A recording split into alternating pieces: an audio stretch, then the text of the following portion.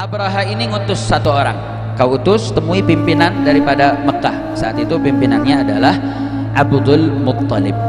Bilangin sama orang Mekah, kami ini nggak ada hajah urusan sama orang Mekah, yang kami pengen hancurin Ka'bahnya doang.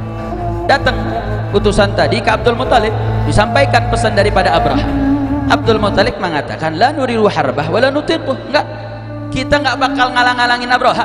Abraha hancurin Ka'bah, jalanin aja dia punya mau. Kata Abdul Muttalib, hada baitullahil haram, ini adalah rumahnya Allah, wa baitu khalilihi Ibrahim, dan ini rumahnya Nabi Allah Ibrahim, kekasihnya. Fa in yamna'hu fahuwa baitu wa haram, yang nanti ngejaga bukan saya, yang jaga yang punya rumah. Ini bukan rumah kami orang Arab, ini rumahnya Allah, ini rumah kekasihnya Allah yang bernama Ibrahim, yang bakal jaga yang punya rumah. Dan di sini harapannya Abdul Muttalib mengatakan, ya Rabbal Baitil Haram, jangan sampai ini salibnya mereka nih, gerakannya Abraha, mengalahkan daripada kekuasaan Ka'bah dan kekuasaan.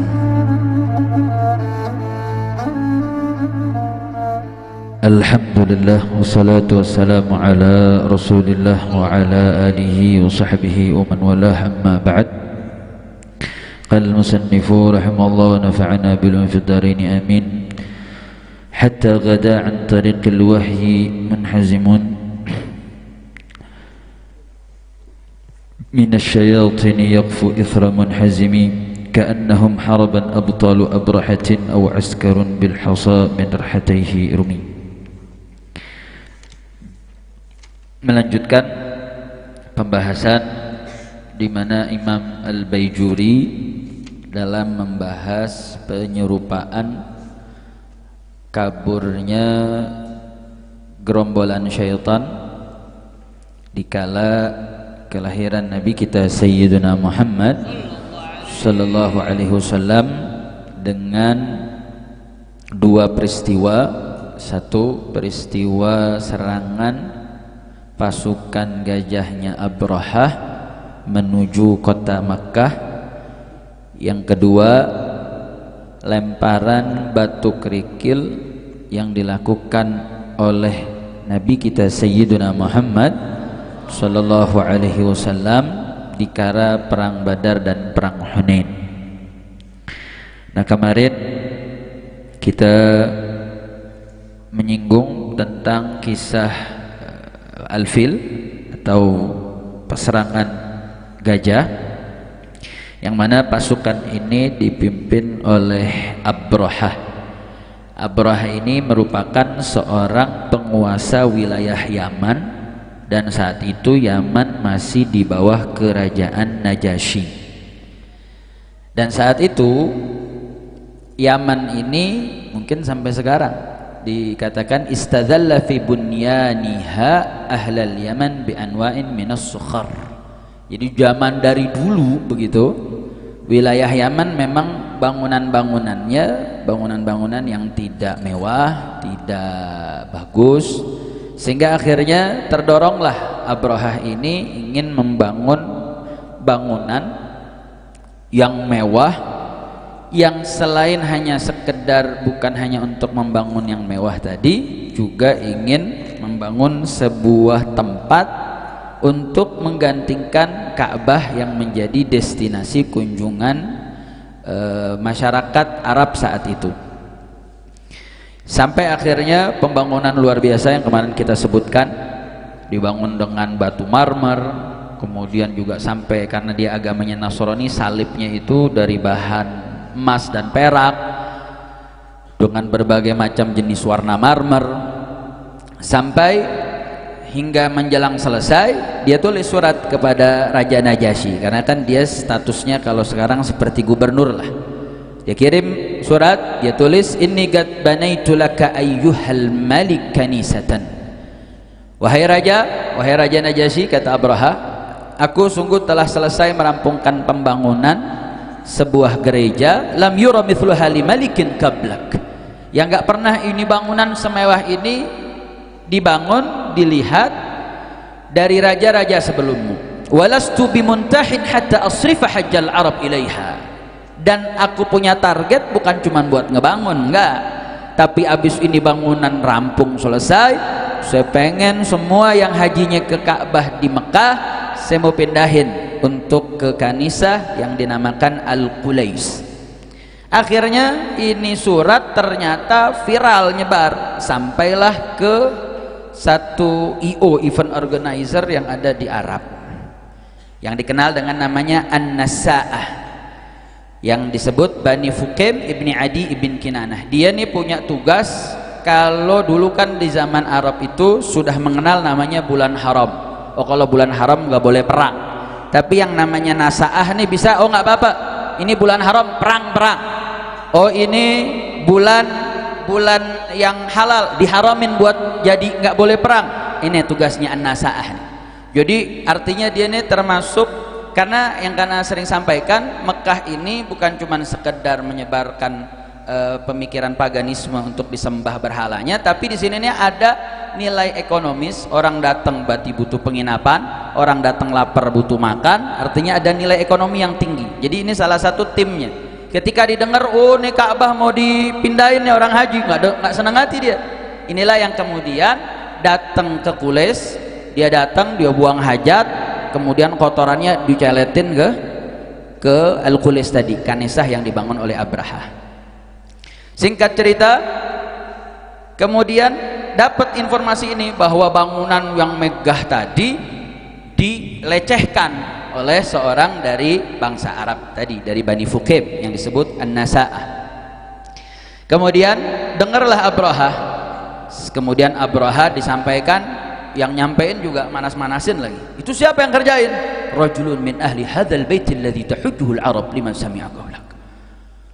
Asrif ilayya hajjal arab. Itu tuh yang nyeletin, itu tuh adalah satu kaum dari satu bangsa, yang bangsanya itu yang kesono pergi haji, yang gara-gara dengar ucapanmu pengen malingin haji dari Mekah menuju ke Yaman. Marah Abraha. Dari situ kemudian Abraha siapkan pasukan, dia tulis juga surat minta bantuan ke Raja Najasyi untuk menyiapkan pasukan. Disiapin pasukan, dari pasukan berkuda sampai pasukan gajah. Akhirnya ketika lihat pasukan begitu besar, tapi ada sebagian pimpinan Yaman yang memang berhajinya ke Ka'bah, kemudian ada beberapa bangsa Arab juga mencoba melawan, ditangkap, disandera, terus mau dibunuh. Dia minta tolong, dia katakan, ayyuhal malik asa ayyakuna bagai khairan laka min qadri. Cuman nih karena subhanallah Abraha gitu-gitu masih ada rahimnya dia, gara-gara dibujuk dia nggak bunuh, ya sudahlah, dipenjara saja. Kemudian jalanlah pasukan ini sampai ke wilayah namanya Khaz'am.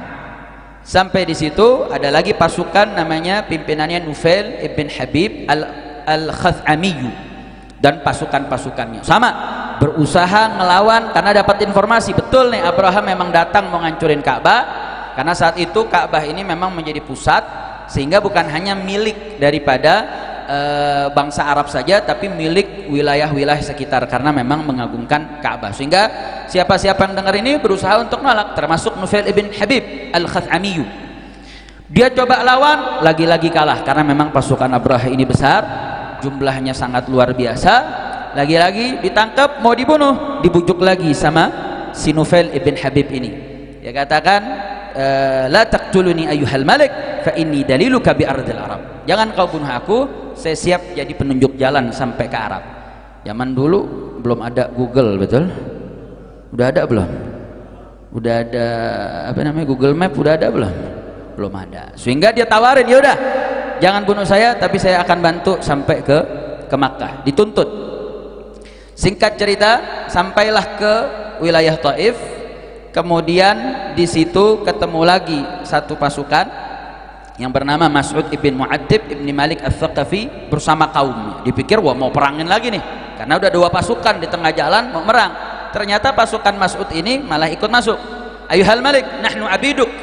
Ya wahai Abraha, kami ini nggak seperti yang dua tuh.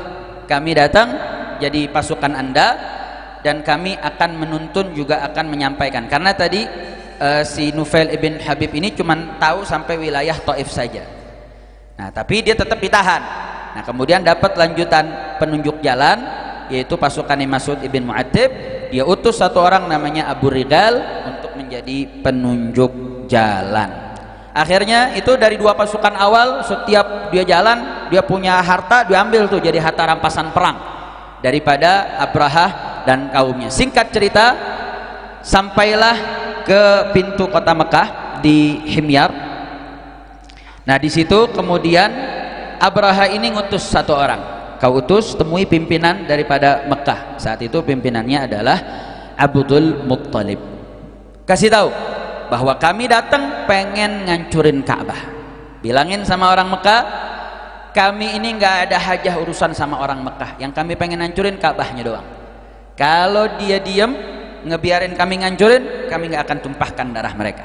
Tapi kalau dia berani-berani jaga, maka orang-orang Mekahnya juga akan kami bunuh. Jadi gentle, kirimin pasukan, kirimin utusan, sampaikan hal tersebut. Datang utusan tadi ke Abdul Muttalib, disampaikan pesan daripada Abraha. Abdul Muttalib mengatakan, la nuriru harbah wala nutiquh. Enggak, kita nggak bakal ngalang-ngalangin Abraha. Abraha hancurin Ka'bah, jalanin aja dia punya mau. Kita nggak mau perang, kita nggak mampu untuk perang, apalagi ngeliat pasukannya, ada pasukan gajah, ada pasukan daripada kuda. Kata Abdul Muttalib, hada baitullahil haram, ini adalah rumahnya Allah, wa baitu khalilihi Ibrahim, dan ini rumahnya Nabi Allah Ibrahim, kekasihnya.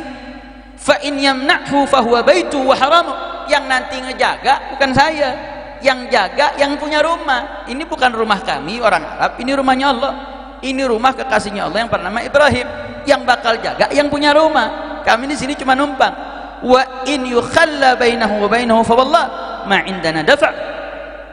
Jadi kami ini nggak bakal ngeganggu lah. Akhirnya kata Abdul Muttalib, yaudah izinkan saya buat datang, sampaikan langsung ke Abraha. Datang pasukan dari Habasyah menjaga, diizinkan masuk, ketemulah Abdul Muttalib dengan Abraha langsung, dan kemudian diterjemahkan. Dan menariknya, Abdul Muttalib ini seorang yang ajmalan nas, orang yang tampan rupawan. Ketika Abraha lihat, ajallahu wa akramah, karena Abdul Muttalib ini orangnya tampan, kemudian rapi, sehingga Abraha menaruh simpatik dan segan kepada Abdul Muttalib. Singkat cerita, didudukin, berdiskusi, disampaikan pesan Abdul Muttalib. Singkat cerita, karena begitu rahimnya, sudah, kami ini bayarnya Abraha nih, itu rampasan perang kami balikin, dan kami kasih bonus 200 onta gara-gara orang Mekah nggak mau ngelawan. Kata Abdul Muttalib, ya sudah, diterima itu barang. Kemudian Abdul Muttalib izin, saya mau kasih tahu masyarakat Mekah kalau ini sebentar lagi pasukan ente mau datang, jangan mau sampein. Datanglah Abdul Muttalib di hadapan Ka'bah, kemudian diinformasikan sambil menginformasikan kepada masyarakat Mekah, buru-buru tinggalin Mekah, bentar lagi Abraha datang dengan pasukannya besar, kita tidak mampu, karena sebagian beberapa kabilah mengusulkan, udahlah kita perangin aja. Abdul Muttalib sampaikan, gak usah, ini pasukan besar, kita tidak mampu, cukup kita keluar, ambil, dia kasih hadiah itu 200 onta dengan beberapa rampasan perang, itu yang menjadi hadiah buat kita, biarkan tempat ini sudah ada yang menjaga. Kemudian sebelum jalan, Abdul Muttalib di hadapan Ka'bah seperti berdoa, mengatakan, Lahumma innal abda yamna'u rahlahu famna' hilalak, la yaghlibanna salibuhum wa mihaluhum gadwan mihalak. Yang intinya di situ Abdul Muttalib mengatakan bahwasanya kita ini cuma hamba, kita nggak bisa nih mencegah nih pasukan yang datang, dan kita nggak bisa mencegah juga pasukan-pasukan ini kemudian kita ajak untuk melawan dari pasukan gajah. La yaghlibanna salibuhum wa mihaluhum gadwan mihalak.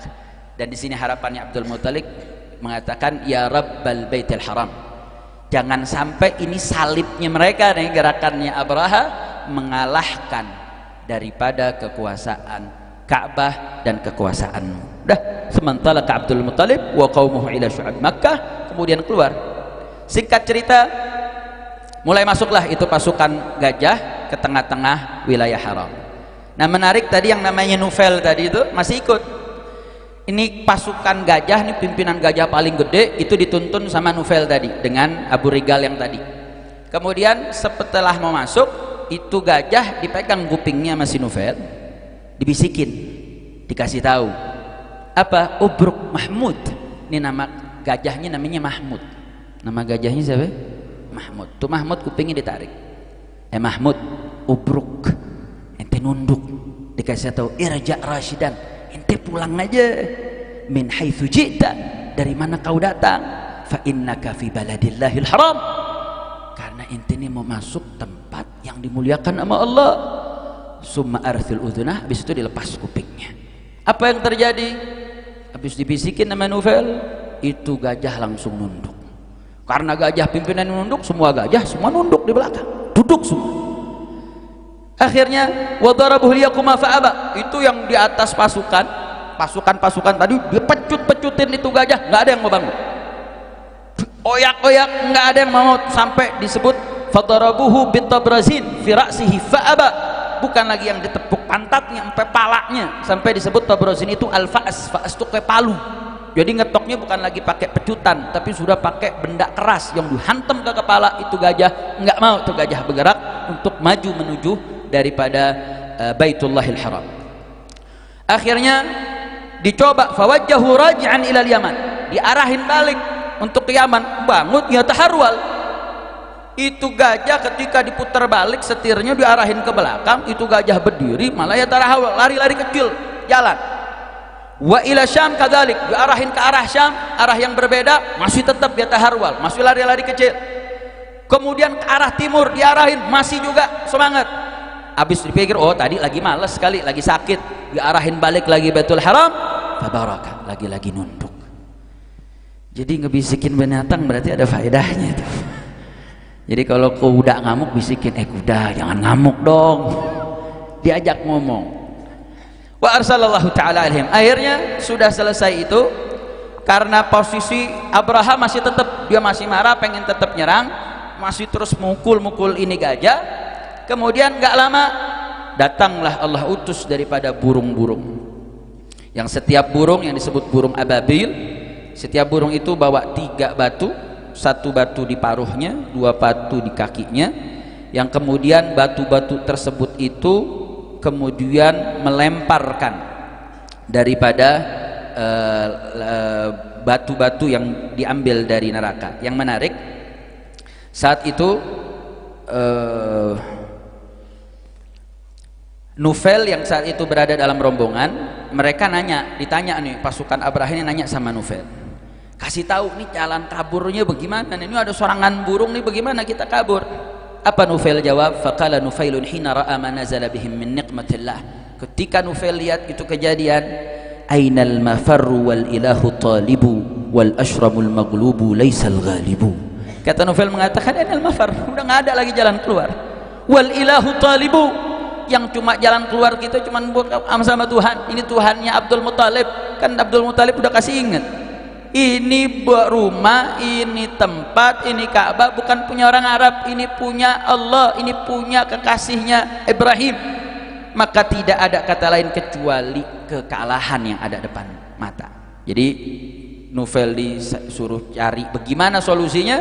Nufail kasih tahu udah nggak ada jalan kecuali menyerah.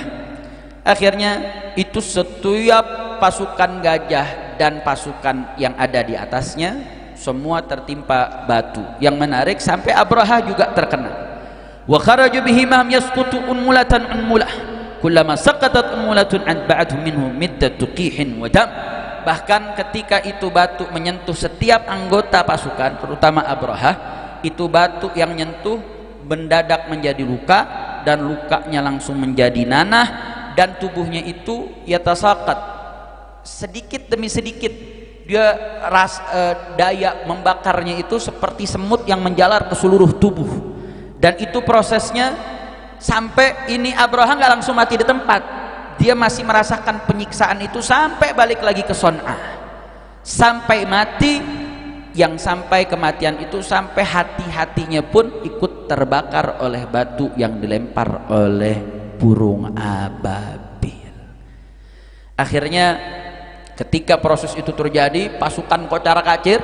Nah, kocar kacir itulah yang kemudian Imam Busiri menyematkan, seperti itulah kocar kacirnya syaitan di tempat mendengarkan wahyu yang dulu tempat mereka mendengar. Shallu ala nabi. Jadi di sini kita lihat bagaimana kekuatan Allah, kekuasaan Allah nggak ada tandingannya. Mau sehebat apapun Abrahah dengan pasukannya, lihat pasukan Abrahah dilawan sama pasukan pertama kalah, pasukan kedua lawan kalah, udah sangat jumawa Abrahah saat itu. Tapi ketika dia berhadapan dengan kekuatan Allah, dan kekuatan Allah itu pun menjadi tanda-tanda irhasuddin nubuwah, tanda-tanda kenabian yang akan muncul seorang nabi utusan Allah Subhanahu wa taala di tahun kejadian daripada serangan gajah pasukan Abrahah tersebut, menjadi pertanda bahwa kekuasaan Allah, kekuasaan dan keberkahan nurnya Nabi Muhammad sallallahu alaihi wasallam tidak ada tandingan kekuatan bagi siapapun. Dan ini merupakan pesan bagi kita selama kita berada di jalan Allah, selama kita memperjuangkan syarat Nabi Muhammad sallallahu alaihi wasallam, sebesar apapun musuh kita, segede apapun musuh kita, demi Allah itu kekuatan nggak ada bandingannya dengan kekuatan Allah Subhanahu wa taala. Siapa yang maha kuat? Siapa yang maha perkasa? Siapa yang memiliki dunia beserta isinya? Allah Subhanahu wa taala, pemilik segalanya. Sehingga kalau kita menyandarkan dengan yang maha kuat, maka Allah akan menjadikan kita kuat. Seperti yang dilakukan oleh Abdul Muthalib. Abdul Muthalib nggak ngelawan, diserahin aja, ini yang punya Allah, dia ambil apa yang menjadi haknya, dia tinggal diajak masyarakat Mekah untuk jalan. Dan itu pesan untuk kita, dan itu pesan juga untuk santri-santri. Kalau ngerasa diri lemah, balik kepada Allah. Santri kalau ngerasa susah, bukan kabur. Santri kalau ngerasa sulit belajar, jangan kabur, kembali kepada Allah. Allah yang kasih kita ilmu, Allah yang kasih kita pemahaman, Allah yang kasih kita ketenangan. Yang punya hati kita kenapa gundah gulana? Bukan kabur obatnya, bukan kemudian lari daripada ujian, bukan. Yang punya hati siapa? Allah. Mau minta ketenangan hati kepada siapa? Pada Allah, bukan ke status WhatsApp, bukan status Instagram, bukan. Yang bikin tenang hati Allah. Kita mungkin ada orang buat status hati tenang, buat ngupload di Instagram mungkin tenang, apalagi buat live TikTok. Dia bikin tenang dengan pujian, itu semua fana, itu sirna. Tapi kalau Allah yang bikin tenang, tenang nggak? Kalau Allah yang bikin hati kita takut, hati kita jadi berani, bisa nggak? Yang punya hati siapa? Allah. Kalau punya hati gundah gulana, minta sama Allah, bukan minta kepada selain Allah Subhanahu wa ta'ala. Apalagi santri. Kira-kira jelas atau tidak? Jelas atau tidak? Makanya kekuatan Allah Subhanahu wa ta'ala ini betul-betul satu power yang tidak ada batasannya. Jadi kita kalau ngelihat, jangan ngelihat diri kita pasti lemah, kekuatan kita pasti kecil. Tapi kalau kita menyandarkan dengan kekuatan yang tidak ada batasannya, maka insya Allah kelemahan kita akan menjadi sebuah kekuatan, kekurangan kita akan tidak menjadi satu rintangan untuk kita mendapatkan dan memperjuangkan agama Allah Subhanahu wa ta'ala. Mudah-mudahan Allah kuatkan kita, bil khusus para santri, mudah-mudahan hatinya kuat, sabar, tegar, dan mampu melawan godaan syaitan. Jangan suka melanggar aturan. Mudah-mudahan santri MS nggak suka ngebully temennya. Mudah-mudahan santri MS tidak suka melanggar aturan. Mudah-mudahan masih santri MS ada yang suka ngerokok, mudah-mudahan benci merokok. Yang masih tetap ngerokok, mudah-mudahan kena penyakit. Ini yang nggak amin nih, jangan-jangan pelaku nih. Mudah-mudahan yang masih suka ngerokok kena penyakit. Habis kena penyakit baru tobat. Kalau udah tobat jadi sehat. Amin. Amin. Ya Rabbal. Iya dong, imam besar memfatwakan haram rokok, santrinya ngerokok. Kacau atau tidak? Kira-kira yang begitu bisa dapat berkah gak? Ilmunya berkah apa enggak? Kira-kira ilmunya manfaat apa enggak? Nggak bakal. Jangan. Mungkin ente nggak bisa kelihatan sama pengawas, tapi bisa nggak kelihatan sama Allah? Bisa gak? Bisa gak? Bisa. Wah, nggak betul nih. Benteng Sunni Asy'ari. Dengerin pertanyaan, bisa aja. Nih kalau ada santri ngumpet-ngumpet ngerokok, kira-kira Allah tahu gak? Tahu gak? Walaupun pengawas nggak lihat, kira-kira Allah tahu gak? Tahu gak? Yang ngasih ilmu siapa? Yang ngasih keberkahan ilmu siapa? Terus dia ngumpet-ngumpet melakukan pelanggaran, kira-kira bisa dapat berkahnya ilmu gak? Bisa gak? Nggak bisa. Mau ente ngapalnya bagus lagi, mau pelajaran nilai ujiannya 100 lagi, tapi ketika dengan sengaja tahu, bahkan nyari-nyari untuk melakukan pelanggaran apapun itu, mau rokok kayak, mau handphone kayak, semua mukhalafat, ngebully kawannya, semua mukhalafat. Kalau itu dilakukan dengan sadar, hati-hati, ilmu nggak berkah. Ilmu bukan soal banyak atau sedikit, bukan, tapi bagaimana ilmu itu berkah. Bagaimana ilmu berkah?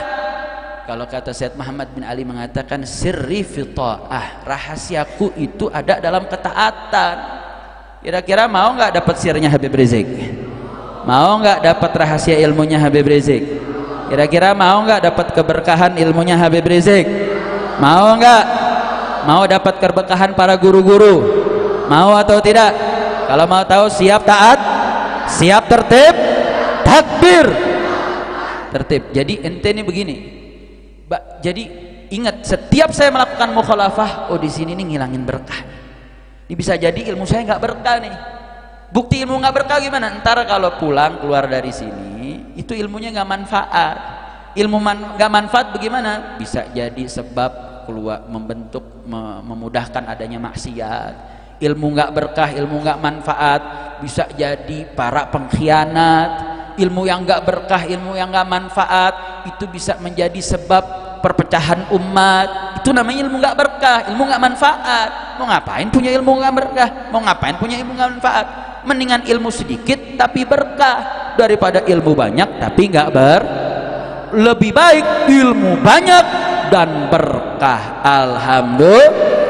Maka sekali lagi, santri MS siap tertib, siap taat, siap ikut aturan pondok pesantren, siap jaga amanat, siap tidak jadi pengkhianat. Takbir. Ingat, mungkin antum nggak bisa kelihatan dari asatidz, nggak bisa kelihatan dari pengawas, tapi nggak pernah akan bisa luput dari pengawasan Allah Subhanahu wa Ta'ala. Ilmu bukan matematika, tapi ilmu itu minnatun minallah, pemberian Allah. Yang ngasih, yang menahan ilmu Allah. Asatidz, pengawas cuman perantara buat ngarahin jalan. Yang ngasih tetap Allah. Yang ngasih ilmu bukan ustaz, yang ngasih ilmu bukan asatidz, bukan. Yang ngasih ilmu tetap Allah. Yang ngebukain hati ente Allah, yang nutup hati ente Allah. Maka jangan pancing Allah tutup hati, tapi pancing bagaimana Allah buka hati, pancing bagaimana Allah buka cahaya. Jangan sampai cahaya tertutup, akhirnya ilmu nggak dapat, berkah nggak diperoleh, akhirnya susah dunia akhirat. Na'udzubillah min dzalik. Tapi insyaallah santri Markas Syariah ilmunya berkah, manfaat dunia akhirat, bisa taat insyaallah. Amin ya rabbal alamin. Ini bisa sampaikan. Wabillahi taufiq. Wassalamualaikum warahmatullahi wabarakatuh.